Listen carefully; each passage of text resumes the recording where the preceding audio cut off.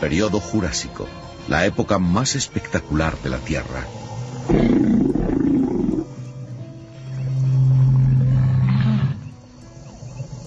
Aquí las criaturas viven en un mundo tropical, cálido.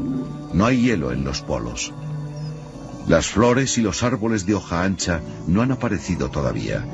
En el aire y en el suelo, el mundo está dominado por reptiles, y los más comunes de ellos, con mucho, son los dinosaurios.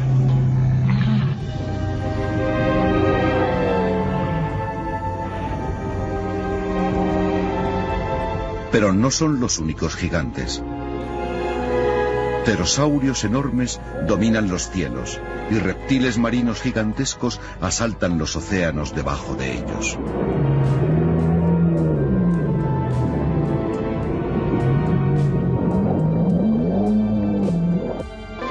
Bienvenidos amigos a la nave del misterio. Esta noche es muy especial porque nos ponemos las botas de explorador, nos embarcamos en canoas que nos llevan por ríos de la cultura y el conocimiento y nos disponemos sobre todo, a veces a machetazos, quizá esta noche ocurra, a abrirnos paso entre frondosas selvas en busca de una fantasía o una realidad. Desde luego, algo que nos parece tremendamente noble, en busca de los últimos dinosaurios, porque la gran pregunta que muchos han hecho es si todavía, en pleno siglo XXI, en este siglo de la tecnología, de Internet, de las pantallas de plasma o de los trenes de alta velocidad, en algún rincón remoto de nuestro querido planeta, existen esos seres, nos escuchan esos seres, se lamentan esos seres. Cuenta la historia que fue el escritor naturalista inglés Ivan T. Sanderson, en las cercanías del río Mainyu, hacia 1932, mes de octubre, como ahora, el primero en observar o tomar notas de la existencia, quizá, de ese último gran dinosaurio vivo. Él cuenta cómo de inmediato todos los acompañantes nativos de la expedición pusieron cara de terror al escuchar un tremendo alarido, una especie de sonido bronco gutural que parecía emerger de una profunda cueva muy cerca del propio lecho del río. Después dejó escrito en su cuaderno de campo que algo enorme, decía Sanderson, algo enorme se levantó ante nosotros, algo tan colosal que convirtió todo el agua en espuma. Contaba después este investigador que todos los acompañantes mudaron su rostro, ya ni siquiera era terror. Era como si estuviesen viendo al mismísimo diablo reencarnado.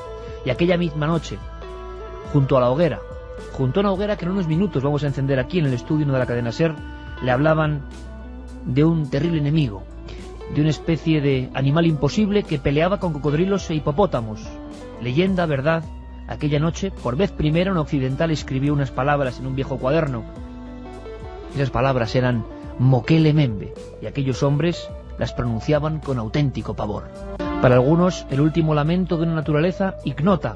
Para otros, como decimos, un absoluto imposible. Ya no pueden quedar animales de esa envergadura en nuestro escaneado planeta. Pero esta noche, desde el punto de la ciencia y la exploración, tenemos la suerte, primero, de ser amigos de nuestros amigos, de que estén aquí, de que algunos hayan regresado de expediciones donde se han jugado la vida por un cometido, como decíamos, loable donde los haya, mostrarnos una realidad de la que muchos dudan. Algunos pueden incluso poner alguna sonrisa, pero los aventureros son los pioneros, los que se adelantan.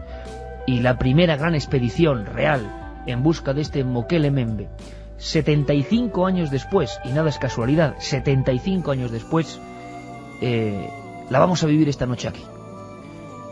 Qué decir que merece la pena, ¿no creéis? En unos instantes encendemos la hoguera como si viajásemos en el tiempo y nos encontrásemos en aquel momento, con aquellas gentes y con aquella impresión tremenda de que en algunos lugares de la Tierra, quizá todavía hoy, esté la sombra, o quién sabe si la presencia, de ese Mokele Membe. Hoy podríamos decir, me vais a permitir, que es... Ahí está, Juanma Frasquet con la hoguera. Carlos Largo y Alberto Granados en la elaboración de este programa que tiene muchos elementos para recogernos, ¿no? La radio como última frontera en la que recrearnos en las viejas historias. Y tengo unos amigos que las cuentan como nadie. y que van a contarlas para vosotros, y vosotros podéis participar. Me vais a permitir un pequeño guiño, bueno, dos. Una, que estamos en la semana 1 después de Juan Antonio Cebrián, al que le hubiera gustado mucho escuchar este programa. Y la otra es que Joseba Larrañaga, siempre con esos toques de humor previos a Milenio 3, que le agradecemos siempre, porque así la audiencia del larguero se une a la nuestra, hablaba de un extraño invitado. Bueno, ese invitado todavía no tiene nombre. Es como un animal desconocido en la faz de la tierra. Está en una pequeña bolsa y lo tiene Carmen, ¿verdad? Buenas madrugadas, Iker. Le pondremos nombre, Mokele Membe, igual. Podría ser un pequeño dinosaurio, pero no. Todavía no hemos llegado a eso. Es un pequeño perrito que ha entrado a formar parte de la familia de Milenio. Bueno, y que casi acaba de nacer y está ya junto al micrófono de la cadena SER. No está mal, ¿no? No está mal, no está mal. Bueno, que sepáis que esta noche, mientras estamos con los amigos hablando de dinosaurios y de búsqueda de animales desconocidos, el milagro de la vida en la naturaleza, encarnado, en este caso en un pequeño perro, está ahí, con uno de los asientos, participando en la tertulia. Así que también un miembro del reino animal está esta noche con nosotros. Líneas de contacto fundamentales, Carmen, como siempre, porque hay tantas preguntas sobre criptozoología, últimos dinosaurios, expediciones, tantas cosas. A mí me ha recordado además los dibujos que iba viendo durante esta semana mientras nos documentábamos para el programa, a esos cromos que de pequeño coleccionábamos, ¿verdad? O a esos animalitos en plástico con los que jugábamos. Me has leído el pensamiento. Y que recreaban esas historias, pues yo creo que nos va a trasladar a la niñez estos animales y que va a haber muchísimas preguntas, tal vez preguntas como las que nos hacíamos en aquella época. Vamos a abrir esas vías de contacto, 7640, palabra clave Milenio, espacio y vuestros mensajes, y también milenio3 con número @cadenaser.com. Con Juanma Frasquet, ya lo hemos dicho, de maestro de ceremonias, con sonidos como este inicial de un documental excelente, Caminando entre dinosaurios, o esta banda sonora de Apocalipto. Yo no sé, Fernando González Sitges, director de Explora Films, que yo, es que lo he dicho 1000 veces, ¿no? Los últimos grandes aventureros. Iván T. Sanderson, año 32, escribiendo en su cuaderno los relatos de unas gentes que señalaban a las profundidades Mokele Membe, Mokele Membe. Bueno, pues Fernando, 75 años después, viene para contarlo. Ha hecho lo mismo y todavía tiene la emoción en el rostro, ¿no? Fernando, ¿no sabes qué alegría es pues que estés aquí? Porque has estado en un lugar, primero, que es muy peligroso. Por muchas cosas. Buenas noches. Buenas noches, encantado de estar aquí como siempre. Estoy como en casa. Como en la hoguera, ya crepita, en el fuego de campamento. Y bueno, ya sabes que yo tengo la teoría de que sí, es peligroso, pero yo prefiero afrontar esos peligros que los peligros de la Nacional 6, que me como todas las mañanas, no por el tráfico, sino por morir de un infarto, un eterno atasco que me como todos los días.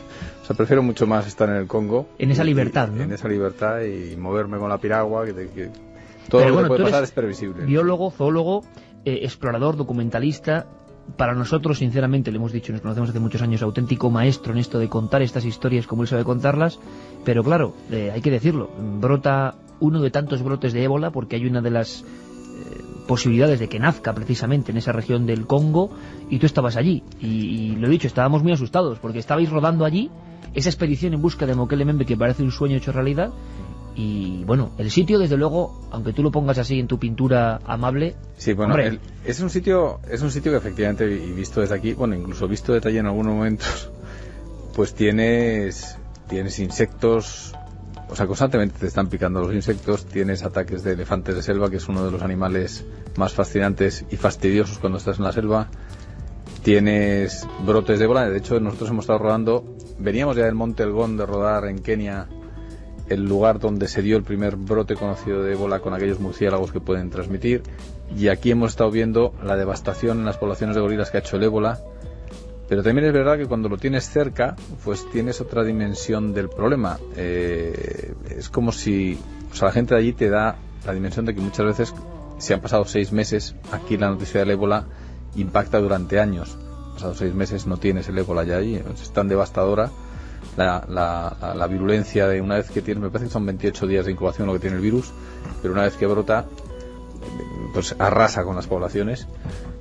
Y cuando nosotros hemos estado, no estaba. Hubo otro brote, efectivamente, mientras estaba la expedición en curso, pero era al sur de donde estábamos nosotros y muy lejos para afectarnos.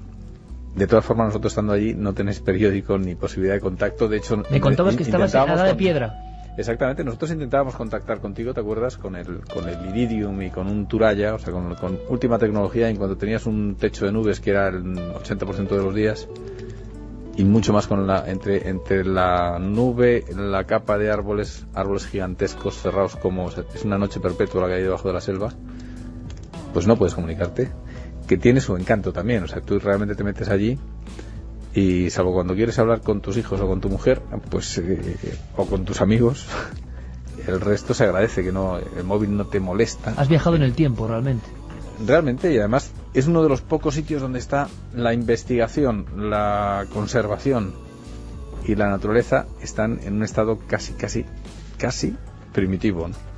Entonces es uno de los viajes más interesantes. Yo llevo 7 meses rodando, como bien sabes, por una serie en África, y este ha sido el lugar más duro y por lo tanto también más interesante de todos los que he hecho. Tenemos larguísima tertulia y donde vamos a anotar cosas y aprender todos, y espero que los oyentes también, por supuesto. Fernando, con un segundo para invitar a que tome la palabra nuestro segundo amigo y compañero. Al igual que ocurrió hace 75 años ante el asombrado Sanderson, ¿ha habido gente que te ha vuelto a hablar con terror de Mokele Mbembe? Sí, me han hablado sí, con respeto y terror. Ahora lo comentamos, porque quiero saludar ya a, no voy a decirla porque ambos son científicos, aquí no, sin embargo uno más dedicado quizá a la exploración, en este caso en concreto, pero como estudioso enamorado del asunto de la criptozoología, que parece que todavía hoy, bueno, a algunos les suena como lejano, y sin embargo nuestro compañero, amigo y admirado Óscar Soriano, vicedirector del Museo de Ciencias Naturales de Madrid, pues yo me acuerdo de haberos visto y haberle visto hablando de animales desconocidos, vamos a llamarlo así, tanto en el aspecto del mito y lo que representa ese mito para el hombre, como en lo que pueda haber de hallazgos asombrosos, ¿no? Y siempre ha sido también nuestro guía, ¿no? Y en las últimas semanas, además, como he oído varios hallazgos, hemos hablado de ellos. Óscar, que es un placer que te unas a esta tertulia de campamento en La Hoguera. Muchas gracias, Iker. Y especialmente en esta noche, más gracias, porque me habéis trasladado a un ambiente que para mí es el mejor que hay, ¿no? Una compañía de amigos, un fuego y algo que me inspira más que nada, ¿no?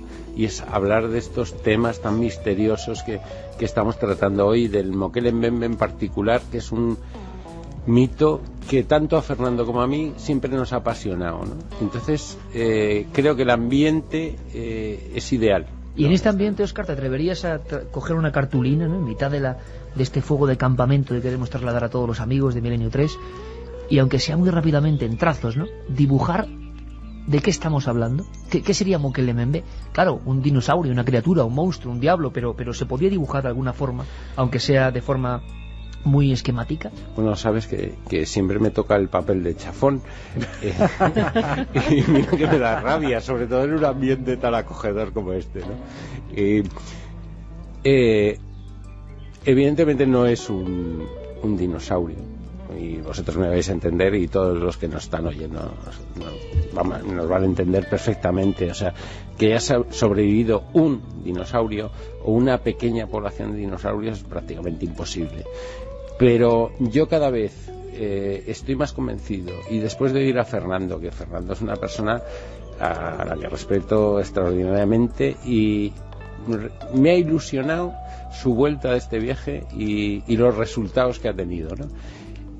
Y cada vez me convence más de que hay una especie tú sabes nueva. Tú sabes Sí, que yo le quiero convencer sí, para hacer una expedición con el museo. O sea, no, si no me tienes que convencer. Si hace falta hacer algo, hacer crónica de esa expedición, o sea, más que un dinosaurio, claro, alguna especie que ha quedado ahí, otra especie. Si te lo dijera yo, creo que le estaría robando a Fernando una iniciativa suya y un trabajo suyo, y creo que debe ser. Pues vamos a el que lo escucharle, diga, ¿eh? porque el retrato robot que tenemos, y que mucha gente en 7640 ya intuyes, ¿qué sería? Como un pequeño no plesiosauro, ¿no?, sino un pequeño brachiosauro, una forma alargada de cuello, unas patas robustas. ¿Cómo es el Mokele Mbembe? Bueno, En la información que te han dado a ti. Yo cuando empecé a leer todo esto, toda esta afición que tenemos, tanto Óscar como yo, a mí surge cuando un amigo de todos nosotros que se llama Ignacio Palacios me cuenta hace muchos años, pues prácticamente como mi hermano, que lo conozco de siempre, y me habla del libro del profesor Challenger, Conan Doyle, Expedición al Mundo Perdido, o El Mundo Perdido mejor dicho, y ahí se hablan de unos dinosaurios, y me decían, y hay un texto que habla de que hay un dinosaurio igual que estos que hablan allí en el Congo.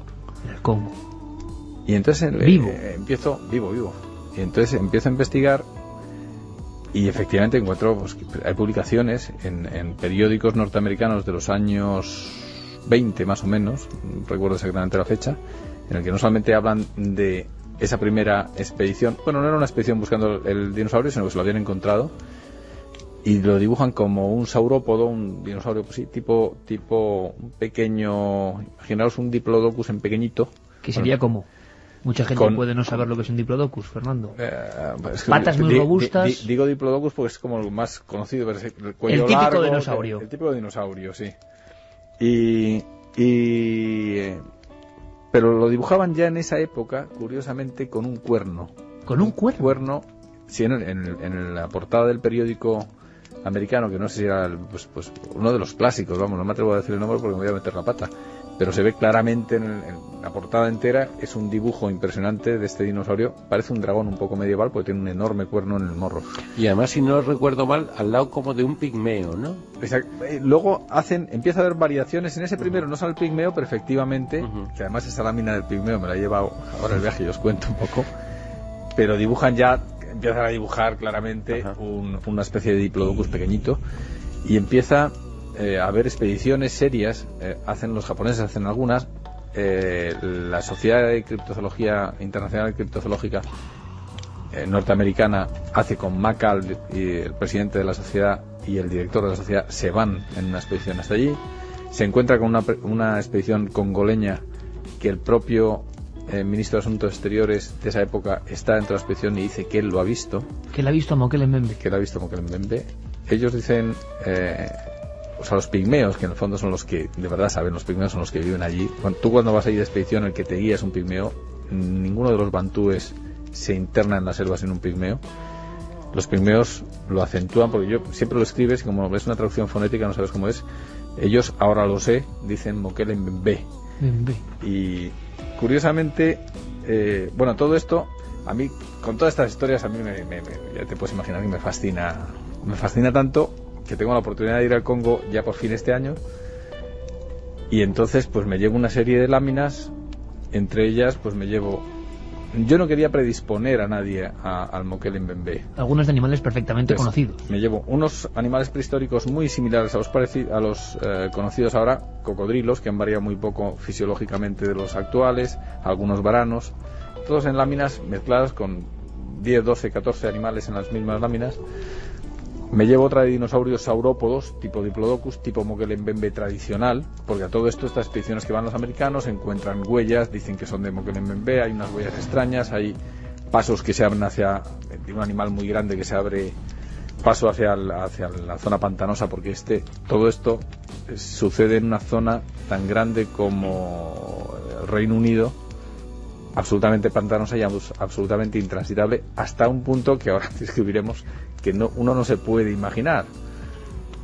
Entonces, en una zona pantanosa tan cerrada como es esa, que nosotros nos hemos perdido, con los propios pigmeos nos hemos perdido en la selva, y hemos estado casi 3 horas dentro de la selva, y te das cuenta que te has perdido en 100 metros lineales. De repente la selva te atrapa y no sabes salir de ahí. Pero no es que no sepas tú, es que no saben los pigmeos, que dices, pues, entonces sí que estamos perdidos, ¿no?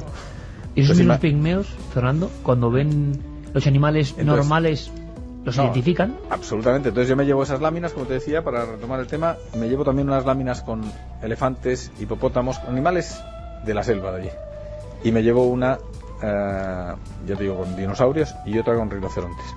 Entonces empiezo a enseñárselas y les digo que me vayan diciendo el nombre en lengua pigmea de cada uno de ellos. Todo esto yo le hablo en francés al traductor, el traductor lo traduce al lingala a otro traductor que se lo traduce al pigmeo, no recuerdo cómo se llama la lengua de los Bayaka, y estos empiezan a verlo, ven la primera lámina, reconocen a los cocodrilos y a los varanos y me dicen el nombre, reconocen le enseño la de los dinosaurios y me dicen que ese animal, sin sorprenderse, ese animal no vive allí, no lo han visto. Llega a la página, a las láminas de elefantes, me dan el nombre. Llega a la página de los gorilas, el ebobo que llaman ellos, que lo respetan mucho y que ya hablaremos también lo reconocen. Y llega a la parte de los rinocerontes y para mi sorpresa todos se quedan como de lo más impresionados y dicen Mokele Mbembe, pero lo dicen todos a la vez. Lo dejamos ahí, Fernando. Volvemos en unos minutos en Milenio 3 en busca de los vivos.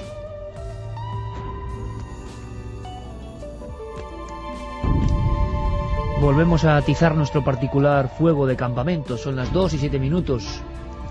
No llegamos a 10 grados en el exterior del estudio 1 de la cadena SER, de la nave del misterio, las noches de los viernes y los sábados. Y estamos todos casi apretujados aquí, en comanda, escuchando en este caso al biólogo, explorador, director de Explora Films y buen amigo, querido amigo, Fernando González Siches, también al vicedirector del Museo de Ciencias Naturales de Madrid. Que hay que visitar, porque es precioso. A mí me encanta cada vez que voy al Museo de Ciencias Naturales. Falta por hacer algún reportaje de lo que no se ve habitualmente y tenemos que hincarle el diente en el buen sentido. Además hemos tenido la oportunidad. En la radio te acuerdas que hicimos algo, ¿verdad, Óscar? Y que fue precioso y no veas qué acogida, pues en la tele también. Pero Fernando, que es lo bonito, ¿no? Como buen aventurero decimonónico del siglo XXI, está ahí metido en la historia y nos ha dejado justo en el umbral, en ese instante de película, pero que es realidad y que viene aquí para contarlo, y nosotros lo transmitimos, ¿no? Y cuánta gente, que es la magia de la radio, ¿no? Cuánta gente en cualquier rincón, en su coche, en su cama, mirando el cielo, estaba viendo ahora a nuestro amigo Fernando, con sus gafas, con su cuaderno, con sus láminas, el grupo de personas, como si el tiempo no hubiese transcurrido desde aquella primera observación oficial de un supuesto dinosaurio vivo, y llegamos al momento en que ellos van identificando las láminas y llega la sorpresa. Mokele Mbembe, que nos dicen todos a la vez. Vamos, imagínate la ilusión, además, gracias a Dios lo estábamos grabando. ¿Tú cómo te quedas? Con nuestras cámaras. Yo me quedo un poquito realizado, porque llevaba esperando esto mucho tiempo, ¿no? Inmediatamente empiezan la batería de preguntas, atragantándome por los traductores que tengo que soportar entre medias. Pero les empiezo a preguntar. Yo llevo una serie de láminas de rinocerontes, por ejemplo, llevaba los dos africanos, el rinoceronte blanco y el negro, que son dos rinocerontes de sabana con dos cuernos, y los rinocerontes asiáticos, el de la India, el de Borneo y el de Java, con dos de ellos con un cuerno, pero los tres asiáticos son acuáticos. Esto es un detalle que parece muy importante, ¿no, Fernando? Mucho Unos son por lo que acuáticos y otros de sabana, que es la eterna imagen del rinoceronte. Exacto. Que parece un monstruo prehistórico, o sea, realmente, en mitad de la sabana. Resumiendo, en el continente que tiene africano, tiene dos rinocerontes de sabana, de secano, digamos, y tiene el continente asiático, tiene tres rinocerontes muy acuáticos. Entonces, cuando yo les empiezo a preguntar, ellos me dicen que ellos allí no hay, que este Mokele Mbembe vive en una región, en la frontera donde estamos, empieza una región pantanosa del tamaño del Reino Unido más o menos. Para que la gente se haga una idea, más grande que España. Más grande que España. Más grande que España, una región pantanosa. Exacto, o sea, yo siempre además lo digo. Yo estaba en Masai Mara, que es un parque chiquitillo de Kenia, el que va todo el mundo. Buscas un rinoceronte negro, es una explanada enorme, grandes llanuras amarillas, un rinoceronte que es un bicho grande y oscuro, y puedes pasar días, semanas y no ves uno. Y los hay, están censados. Imagínate lo que es en una región más grande que España, pantanosa, intransitable, hasta donde no te puedas hacer idea, porque en la parte transitable es donde estaba yo y era un auténtico calvario, que luego hablaremos un poco de ello. Pues ellos te decían que estaba en la zona pantanosa y que si queríamos saber, el que lo había visto y el que estaba, era uno de los señores, uno de los que lo había visto, era uno de los pigmeos. Todo esto te lo dicen los pigmeos, que son los que te guían por la selva, porque ningún bantú de la zona del Congo se atreve a meterse en la selva sin pigmeos. Vamos al campamento. ¿Qué es bantú Bantú, digamos, un poco para hacerte una idea gráfica, son todos los negros del tamaño de nuestra raza. O sea, siempre piden la ayuda de los pigmeos. Los pigmeos son los pequeñitos, que son los que saben. Son los que de verdad se manejan bien en la selva, conocen a los animales, las plantas, son los grandes chamanes, los que conocen la medicina, las plantas que se pueden comer, los que saben pescar, los que saben guiarse, porque la selva es un laberinto donde todo es homogéneo. Entonces, en la oscuridad esta que te decía antes, porque las copas de los árboles gigantescos te tapan la luz, es facilísimo perderse. Entonces todos se basan en los pigmeos. Los pigmeos son los que de verdad saben qué pasa en la selva. Oye, es la selva, ¿no? Que pone Juanma Frasquet, ¿no? Me encanta. Venga. A ver, Juanma, escuchemos. Incluso con tambores lejanos. Con tambores. A mí lo único que gracias a eso no oigo aquí es el ruido que tienes cuando vas pasando por las trochas de los elefantes con los pigmeos abriéndote paso a golpe de machete por la selva. De vez en cuando les oyes el ruido de la selva que se está rompiendo y que viene hacia ti, y les oyes a los pigmeos gritarte en el poco francés que saben l'élefant, y sales corriendo porque vienen los elefantes de selva que tienen una mala uva de que te cuidado y vienen a por ti, o sea, no son como los de sabana, ¿no? Pero lo que te contaba es que estos pigmeos nos dicen, si quieres, sí tenemos uno en el pueblo, un paisano que lo conoce y lo ha visto, porque ha estado en la región de Licuala, que es como se llama esta zona.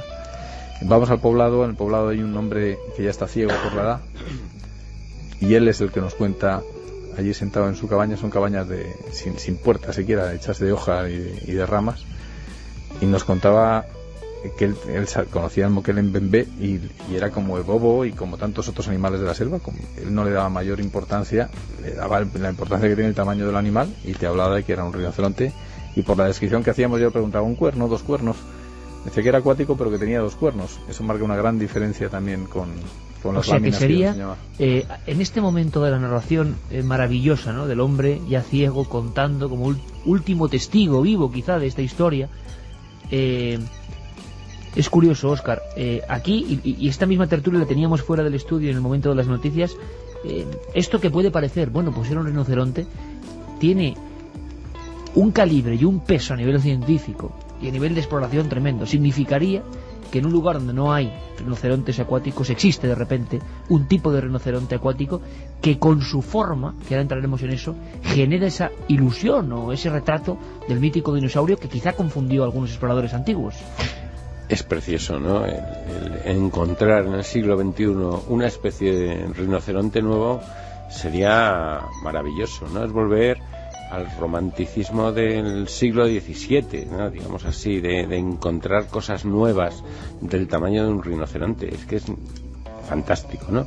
Pero volviendo al pragmatismo, es que encontrar una especie de rinoceronte nueva en el siglo XXI supone que detrás tiene que haber 1 millón de especies nuevas de otros grupos animales, no te digo de insectos o de arácnidos o de... Es que ¿cuánto nos queda por descubrir? Por ejemplo, ¿no?, en esta zona pantanosa, que como lo está describiendo Fernando, da la impresión de que apenas ha sido hollada, que no se conoce nada. Bueno, me contabas, Fernando, que tú has visto cómo capturaban unos peces sí, de aspecto casi horrísono, que yo no sé. Nosotros, para poder llegar a estas zonas donde hemos estado grabando, en total hemos hecho unos 850 kilómetros en piragua con pigmeos, ahí perchando. En la mayoría de las zonas tenías que meterte ya sin posibilidad de ningún tipo de motor y muchas veces ni de remo, simplemente con pues eso, perchando. Y para comer, pues nosotros lo que hacíamos era dejar a estos pigmeos que nos buscaran, comíamos lianas, que hacían una ensalada de lianas extraordinarias. ¿Comer lianas? Sí, las hojas de las lianas, de algunas lianas. Luego también ellos comían orugas, que nosotros pues así como que no nos apetecía demasiado, y sacaban unos peces a mí que me gustan mucho.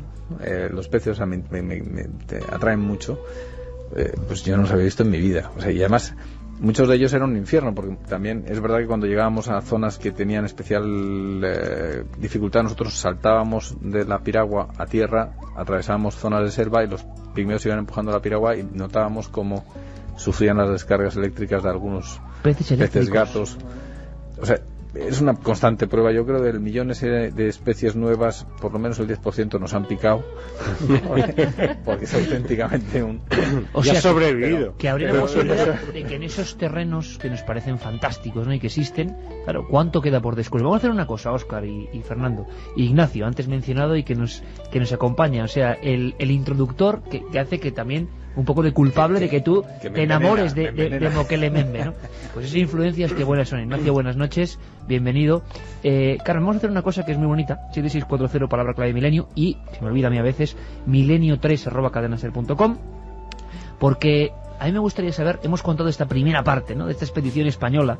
Yo creo que tiene un valor tremendo, ¿no? En busca de Mokele Membe, de ese gran mito del que se ocupaban solo, vamos a decirlo así, los extranjeros, ¿no? Y lo veíamos todo como muy lejano. Pues estos valientes se han marchado a rodarlo. Luego veremos qué ha pasado, qué ha ocurrido, qué era Mokele Membe, o lo que sabemos, que igual no es toda la realidad, ¿no? Pero ¿qué inspira este tema a los oyentes de Milenio 3? ¿Qué preguntas surgen a raíz de escuchar ellos Mokele Membe o último dinosaurio vivo? Pues mira, cuando hemos empezado a hablar de los últimos dinosaurios, las primeras preguntas que han entrado en el 7640 son acerca del lago Ness. El monstruo del lago Ness. Sergio desde Valencia dice: Qué vais a interesante, hablar... qué interesante. Óscar es un experto. Sí, qué ¿Vais interesante. a hablar del monstruo del lago Ness? Me gustaría saber vuestra opinión sobre si existe o es una historia para sacar Bueno, pues le preguntaremos dinero. al vicedirector del Museo de Ciencias, ni más ni menos. Y Alfonso de Huesca nos preguntaba que si de verdad existiera Nessie, el del lago Ness, ¿podría ser un dinosaurio acuático?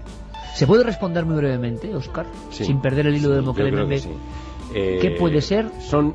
O si hay otros, porque creo que otros animales pueden, en otros lugares del mundo, en el lago Ness, generar esa ilusión óptica que nos parece increíble, puede ocurrir con algunos animales, de ver un dinosaurio en mitad de un lago. Claro, Hablábamos claro. de eso justo fuera. Sí, pero yo creo que aquí estamos en dos ámbitos muy diferentes. O sea, saltamos del Reino Unido, que es quizá y casi sin duda el país donde mejor se conoce la fauna, a otro país, que es el Congo, donde realmente lo que conocemos es nada. Nada. Entonces, que haya un dinosaurio vivo en el Reino Unido es imposible. Imposible. Es más, que haya un dinosaurio vivo ahora, yo digo que es imposible. ¿Cómo ha sobrevivido una población? No uno, una población, porque son millones y millones de años reproduciéndose dinosaurios y que hayan llegado hasta nuestros días. Sin embargo, una Tenía que haber especie un montón. desconocida, aunque no sea un dinosaurio que genere ese efecto óptico de Mokele Membe, sí. Sí, perfectamente. Antes hablábamos de esa foto famosa de un elefante cruzando un lago con la famosa tromba. para vosotros, para la gente no, porque os la he escuchado describir ahí fuera, y me encantaría que la contases, porque es en mitad de un lago. Es en mitad de un lago, la cabeza, digamos, el cráneo del elefante saliendo como si fuera el lomo de un dinosaurio, y la trompa como si fuera el cuello y la cabeza. Nessie. Aparte que, bueno, todos sabemos que Nessie es un negocio redondo. Hay quien cuenta incluso que una de las fotos más famosas podía ser un elefante puesto allí por algo. Sí, perfectamente, y reconoció a su muerte el que sacó esta foto que era un fraude. Eso es conocido de todos, ¿no? O sea bueno, que... de todos los que nos ha interesado este tema, ¿no? Oficialmente en Reino Unido es imposible que haya un animal de esas características. Sin embargo, en el lugar donde estamos ahora con la mente, prácticamente puede pasar de todo. Más preguntas.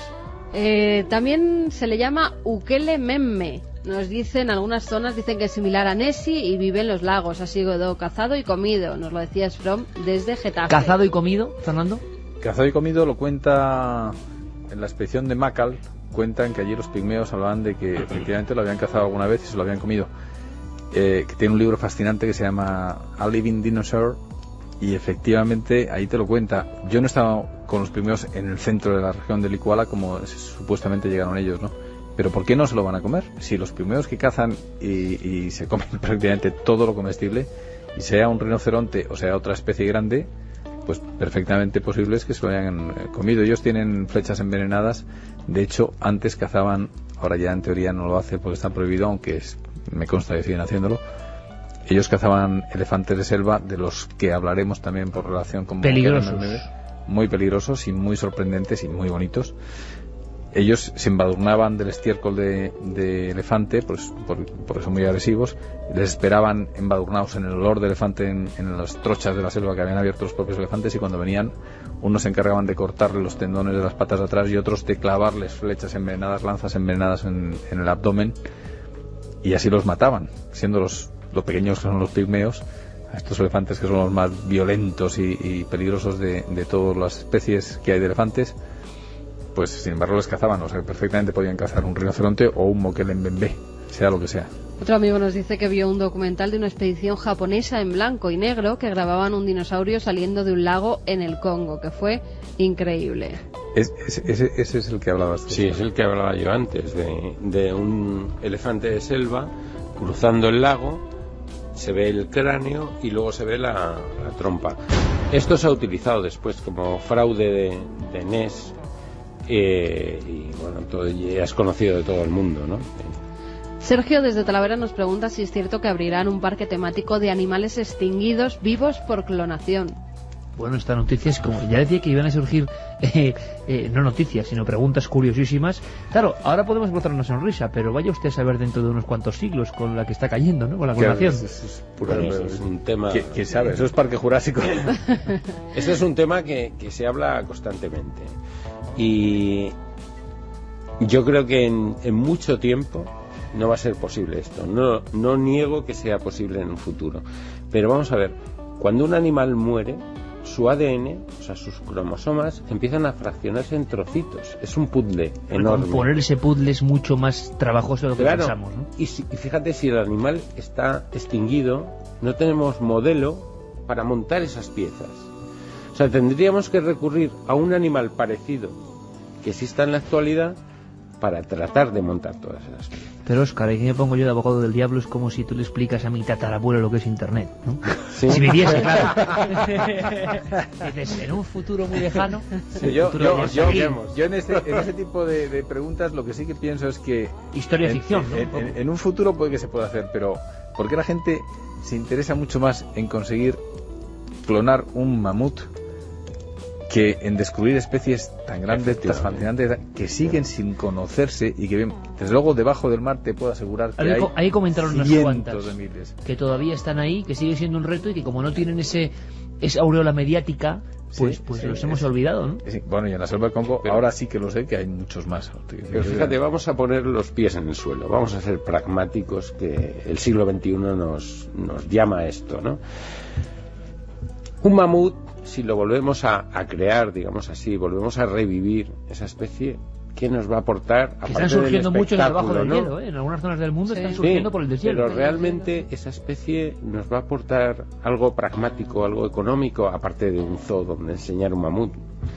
Pero ¿cuántas especies se están extinguiendo ahora que llevan moléculas que para nosotros pueden ser la piedra filosofal? Es decir, moléculas que pueden curar multitud de enfermedades, que pueden llegar a curar el cáncer, que pueden ser antibióticos maravillosos, y eso se está extinguiendo día a día sin que casi nos enteremos.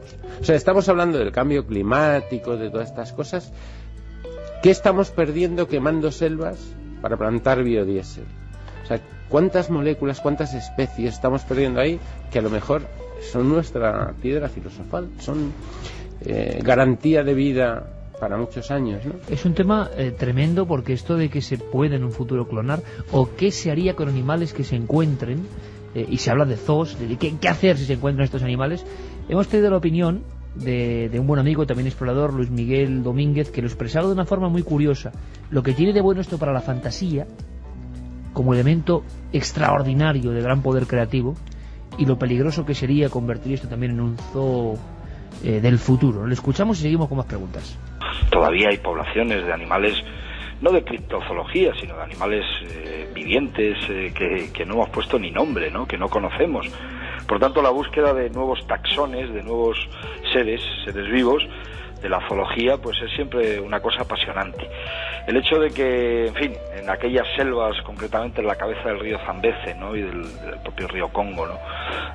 Pueda existir este animal, como en otros lugares del mundo, siempre se habla de animales míticos, es ya una cuestión que está por ver, ¿no? Cada vez hay más cámaras en todo el planeta, hay más posibilidad de conseguir algún documento, ¿no? Que nos hable de esto. Fíjate los linces ahora mismo, ¿no? En los Montes de Toledo, por ejemplo, ¿no? Han sido unas cámaras las que han demostrado que estos animales que creíamos extinguidos están ahí, están criando, están reproduciéndose, ¿no? La fantasía que está unida a nuestra masa gris, ¿no? El ser humano no debe dejar de soñar, ¿no? Y en ese sueño está el hecho de pensar que los confines de la Tierra no han sido conquistados del todo, ¿no? Que todavía quedan porciones de este planeta azul que están deshabitadas. Por tanto, hablemos de dinosaurios coetáneos con nosotros, o de Yeti, o de cualquier otra criatura. De alguna manera la parte buena de todo esto es que admitir su presencia es ya admitir que todavía no le hemos puesto la huella y el pie y la bota a todo, y que afortunadamente hay rincones sin explorar. Hay que decir que las especies últimas descubiertas de gran volumen, de gran tamaño, quizás se sitúan en Vietnam con el buey de Bucuán, un animal que supera los 150 kilos de peso, o incluso el okapi, un poco más, en fin, ya más en el siglo XX, a principios del siglo XX, ¿no? Es decir, hay todavía posibilidad de encontrar animales grandes, pero de ahí a encontrar dinosaurios, no lo sé, pero yo no dejaría de buscar y de otear ese horizonte, pero para dejarles tranquilitos, no para que nos pase como con King Kong, ¿no? Meterlos en una jaula y exhibirlos por el mundo, ¿no? A €1 la entrada, ¿no? Mejor que si alguien los encuentra que se lo calle. En todo caso, que se lo cuente a mi amigo Iker Jiménez, así de viva voce, pero que nadie se atreva a enjaular a ese bichito, por Dios. 2:28, muchas láminas, muchos viejos y nuevos libros sobre los últimos dinosaurios vivos, de nuestro amigo, por ejemplo, Miguel Segui, algunas ilustraciones de viejos dinosaurios clásicos que todos hemos visto. Yo, por ejemplo, en la niñez era un enamorado del tema de los dinosaurios, lo sigo siendo. Esos cromos que decías, Carmen, ¿verdad? Algunas antiguas colecciones, cómo expresaban, por ejemplo, las luchas submarinas, ¿no? Entre el plesiosaurio y el ictiosaurio, y un mundo como de volcanes en erupción y unos mares terroríficos. Aquello, claro, se queda grabado. Vamos a hacer un pequeño experimento, muy rápido, porque si no tendríamos para 5 o 6 programas. 7640, y ahora seguimos con la expedición personal de Fernando, pero fijaos, el tema de Mokele Mbembe inspira a la gente, en vivo y en directo, a que hablen, por ejemplo, de qué pasaría si clonásemos algunos animales, ¿no? ¿Qué más preguntas interesantes? Pues nos dicen que lo peor es que descubrir especies nuevas puede ser el primer paso a su extinción en forma de trofeos en las paredes. Buenas madrugadas desde Granada. Afortunadamente quedan espacios tan inaccesibles que ningún Julián Muñoz podrá nunca, espero, lucrarse a su costa. ¿Y qué tendrá que ver esto? En fin. Por hacer algún zoo o alguna cosa así. Es posible que no existan, ya tiene bastante con lo que tiene. Es posible que no existan dinosaurios en el Congo, pero ¿podríamos decir lo mismo de las profundidades del océano? Nos dicen María y Juan desde Cantabria. Sería estupendo usar la tecnología de satélites para localizar los rinos Mbembe en esa meseta, nos dice Martín desde Córdoba. Hola, sois geniales, me siento en la selva.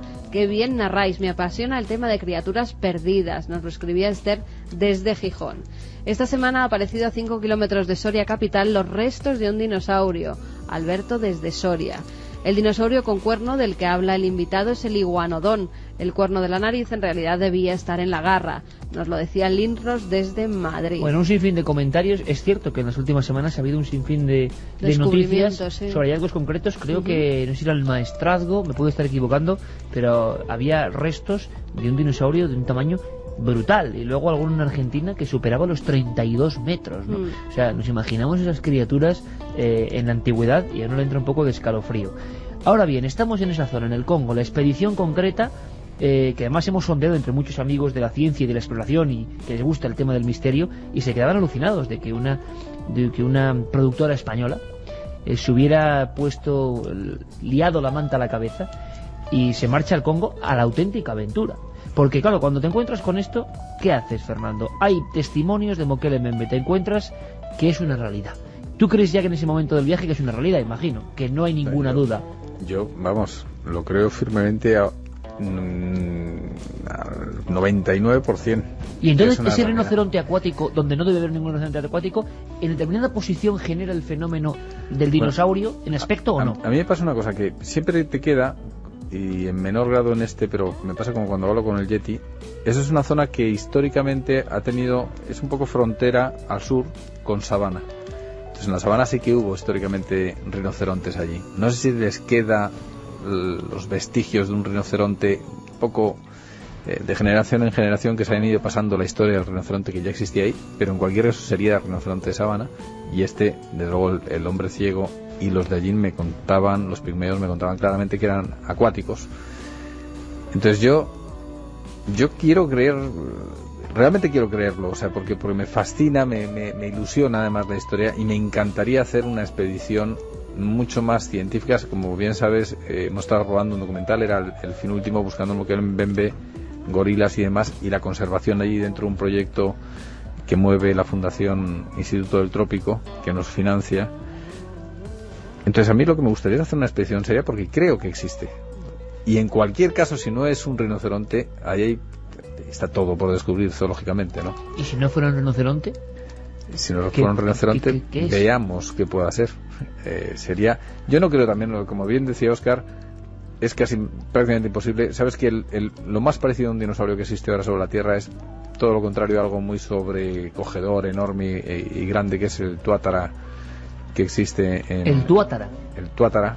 El tuátara tiene una historia muy divertida porque se empezó a hablar de que existían todavía dragones, otros decían que eran dinosaurios, en toda la zona del sudeste asiático, y bajo esa influencia el famosísimo capitán Cook llega a Nueva Guinea, bajan sus hombres, habla con el jefe maorí de turno, y los hombres se internan buscando ese dinosaurio, que luego, pocos años más tarde, empezaría a enfocarse un poquito más al norte con los dragones de Komodo. Pero vamos, en este caso llegan a Nueva Guinea y algunos hombres empiezan a desaparecer. Y entonces el jefe maorí le dice: es que efectivamente aquí hay un dinosaurio y se come a la peña.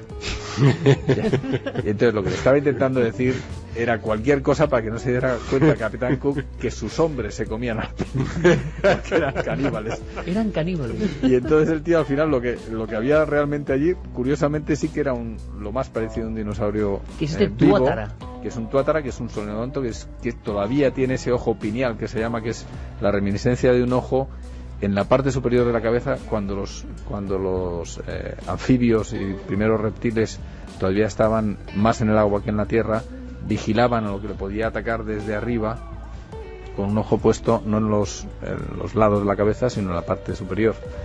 Y ese animal todavía existe. Sí, es como tú lo ves y es muy parecido a una iguana de Galápagos. O sea, no es sorprendente, no es un gigantesco dinosaurio peligroso y rugiente, pero sin embargo los maoríes sí que eran peligrosos y rugientes y se comían a los marineros de Cook, ¿no? Había una leyenda, Óscar, que aprovecho porque yo leí, y no sé si es certera o no, del hallazgo del dragón de Komodo, que sería pues también, claro, parecido, ¿no? Por lo menos en el inconsciente o imaginario colectivo de los que hemos amado este asunto de los dinosaurios, que tampoco sabemos por qué se extinguieron, por cierto, o no acabamos de entenderlo del todo, o hay muchas teorías todavía vigentes.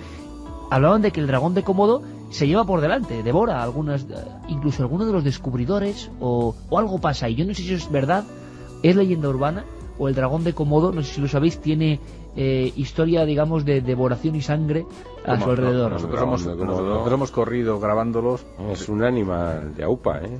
No, peligroso. Hombre, y aunque solo te muerda, es que como te muerda un animal carroñero de estos, te vas para otro barrio, porque las infecciones que pillas son terribles. O sea, comerte te puede comer, pero además con que te muerda, o sea, que puede ser perfectamente real, que acabó sí, con varios de los exploradores que le perseguían. Perfectamente, se come los que sí. viven allí, viven en palafitos, no metidos en el agua, sino en la propia playa. Yo los veía o sea, las casas estaban sujetas sobre grandes palos, porque se come, a los niños se los come, o sea, como les pille se los come. El dragón de Komodo, que puede llegar a medir más de 3 metros, ¿no? 3 metros largos, sí. Pero que es un animal que en parte, además te lo describían algunos de los mordidos y no muertos por el dragón de Komodo, porque efectivamente se envenena uno, tiene una cantidad de bacterias en los dientes.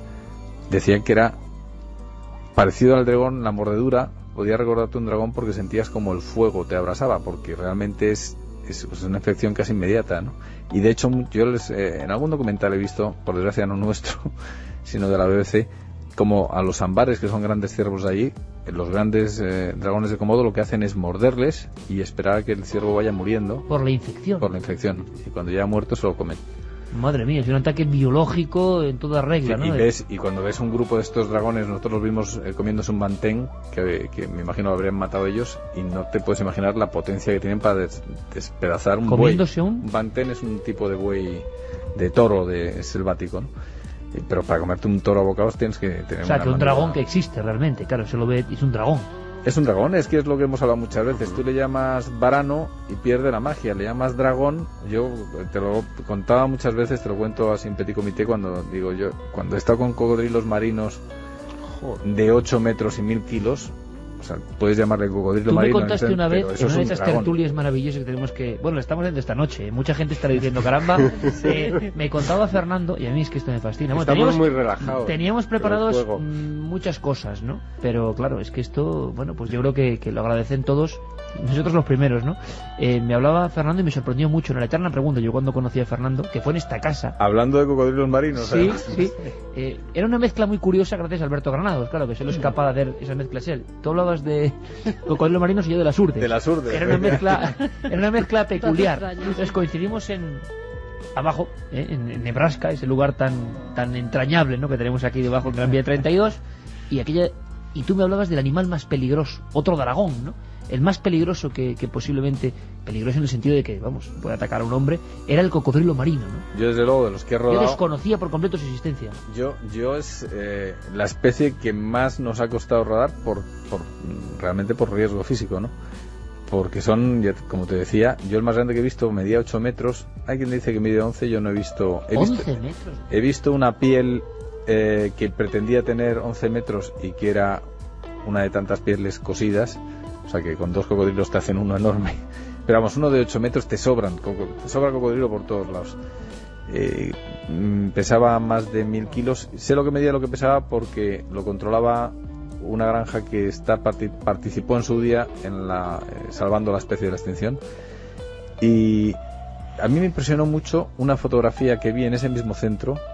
Tenía una fotografía tapada que te ponía que o sea, que los niños no podían verla porque podía herirles su sensibilidad, y abrías y era un cocodrilo que lo acaban de matar, le habían abierto el abdomen, la tripa, y sacaban un niño de 8 años íntegro, muerto, pero se lo había tragado de un bocado. Un niño de 8 años es un tamaño ya, En fin, escenas terroríficas en el aspecto de que, claro, también tiene esto la naturaleza, aunque hay que, evidentemente, y más en los tiempos que corren, preservarla, analizarla. En esa zona del Congo nos encontramos con una anomalía, podía ser así.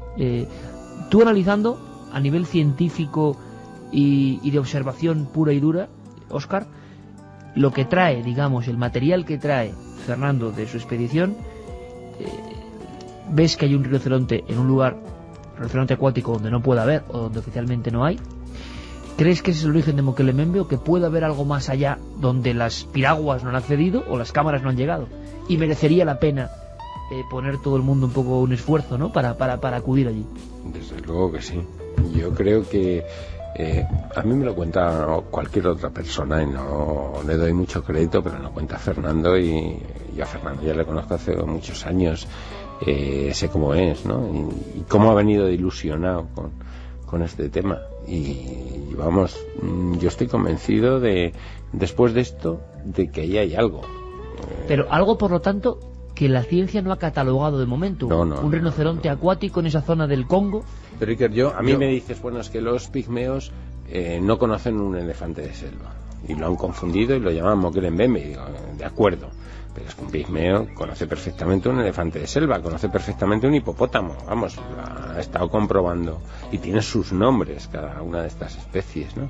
Y que con esa naturalidad, como ha filmado Fernando, te reconozcan y te digan Mokele-Mbembe, yo no voy a negarlo. O sea, y creo que es factible, o sea, creo que es factible que aparezca una especie de rinoceronte acuático en medio de la selva de África, ¿por qué no? Una cosa importante, también hablábamos de, bueno, un libro también entrañable, ha habido muchos, algunos no muy conocidos en España, sobre, bueno, realmente hemos adoptado esta noche este título, ¿no? Miguel Segui lo publicó, Los últimos dinosaurios vivos, con un dibujo muy bonito, como infantil en la portada, que podría ser perfectamente Mokele-Mbembe, ¿no?, con ese cuello largo, o la imagen colectiva que muchos tienen de esta criatura. Y hemos hablado con Miguel Segui, que estaba entusiasmado, es un gran seguidor periodístico de los temas de la criptozoología, por esta expedición, ¿no?, que yo lo que espero es que logremos también esta noche. Y por supuesto, Fernando, Óscar, sabéis que nuestra ayuda, no sé qué hace falta, ¿no?, para que salga una expedición maravillosa y podamos saber un poco más, pero aquí tenéis estos micrófonos y nuestras cámaras para ayudar a lo que haga falta. Escuchamos a Miguel Segui, que quería también, ¿no?, formar parte de esta tertulia, para que veáis hasta qué punto, cuando hablábamos de esa expedición, ha causado un enorme impacto, ¿no?, en el mundo de los que aman la criptozoología. Bueno, realmente es una buena noticia, aunque es muy difícil poder localizar si es que existe realmente todavía algún Mokele-Mbembe vivo, y el Mokele-Mbembe vivo sea lo que sea, todavía no se sabe muy bien lo que puede ser, ¿no? Hay gente que cree que puede ser un superviviente de los dinosaurios, otros otra vez piensan que puede ser un animal diferente, ¿no? Pero es una buena noticia porque es una región muy poco conocida, muy explorada y aislada tanto geográficamente como políticamente por cuestiones de la política regional. Esta expedición u otras como ella puede un día nos den la solución para resolver el problema de Mokele-Mbembe. ¿Qué es lo que llaman Mokele-Mbembe? ¿Qué es lo que mucha gente ha visto y que parece, al menos parece, un dinosaurio? ¿Qué es ese dibujo? El pigmeo y al lado una especie de pequeño dinosaurio, una imposible anomalía. Fernando, tú estás cerca, tienes el convencimiento de que puede ser esta nueva especie, pero ¿qué se puede hacer? Es decir, ahora es el momento de ¿qué hay que hacer? Porque es una cosa que yo, por ejemplo, no conozco. Imagino que el aspecto de la financiación es importantísimo. ¿Qué harías? Si tuvieses los medios concretos y permisos, ¿dónde irías? ¿A qué lugar concreto, después de haber sondeado esa zona, donde crees que puede estar el origen del misterio? Yo, desde luego, la zona es la región del Iguala. Tengo además a la empresa que me podría organizar y tiene los contactos para hacerlo, que es una empresa catalana, que nos han tratado maravillosamente bien. Hemos tenido unos guías extraordinarios, se llama Cananga, la empresa, y es la única en España que va, no a esta región, porque esa región no va nadie, pero vamos, que va en las proximidades.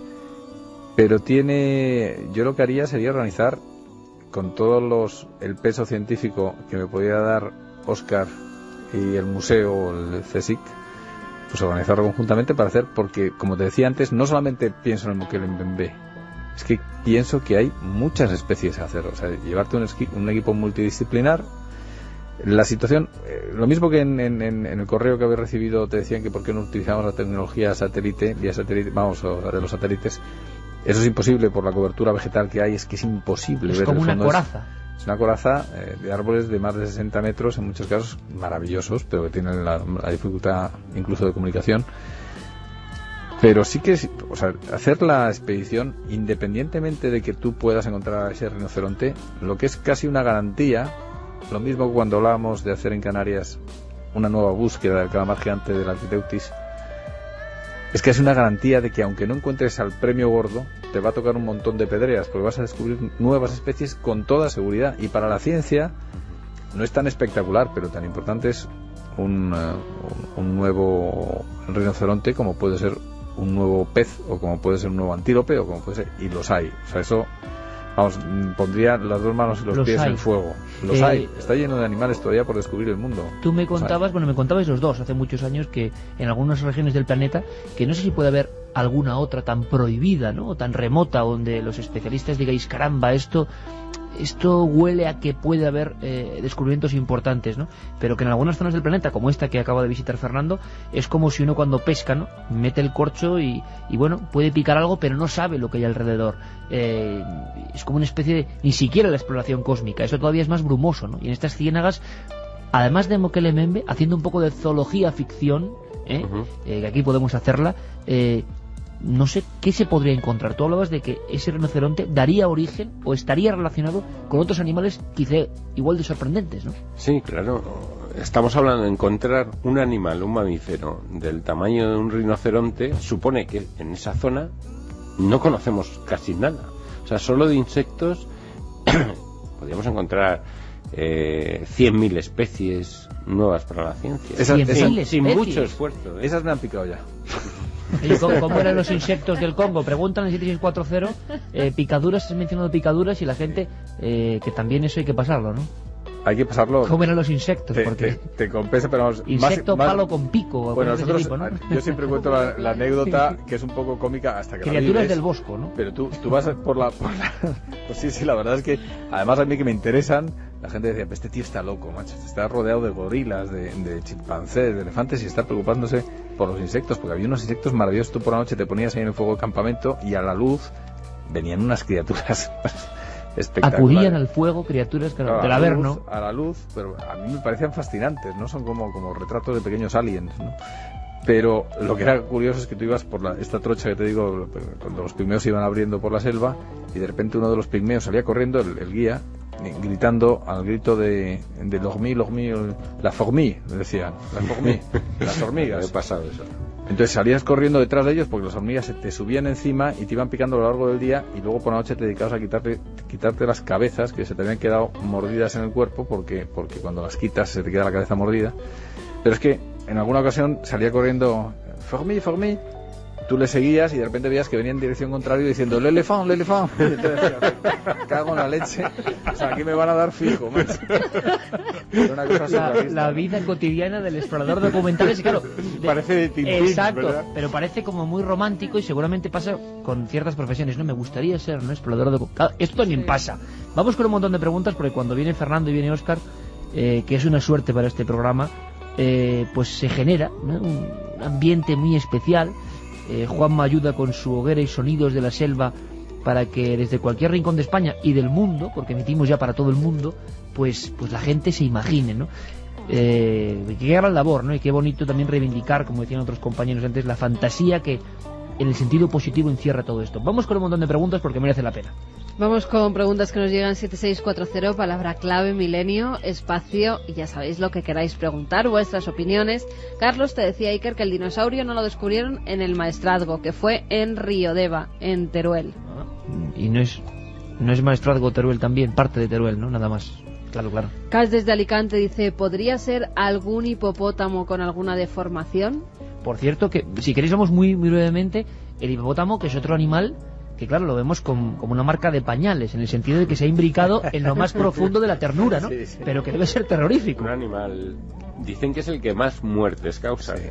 En las zonas de ámbito del hipopótamo es el animal más peligroso y que más muertes causa. Yo tengo una anécdota, no es muy científica, pero en fin, rodando en Kenia también en este mismo documental que estábamos haciendo, teníamos el campamento pegado al río porque venía la migración de los niños y queríamos rodarlo, y una noche me despegamos un amanecer, nosotros nos levantábamos todos los días a las 6 para estar a las 6:30 ya con la primera luz para rodar, y me despierta como 10 minutos antes el vigilante del campamento, el Masai, que como el campamento no tienes puerta, es una tienda de campaña, se planta delante de la puerta y hace con la boca toc toc, y entonces yo ya acojonado me levanto, le digo ¿qué pasa? Y me dice por favor tenga cuidado porque hay hipopótamos en su ducha. Digo, joder, esto es una anécdota para contar a mis hijos, ¿no?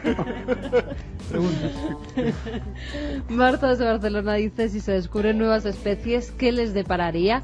¿No es mejor dejarlas? Bueno, pero eso de dejarlas, ¿por qué? Habrá que analizarlas también, ¿no? No es convertirlas en un espectáculo, pero habrá que rodarlas, habrá que conocerlas, ¿no? Cuando descubres una especie no quiere decir que las tengas.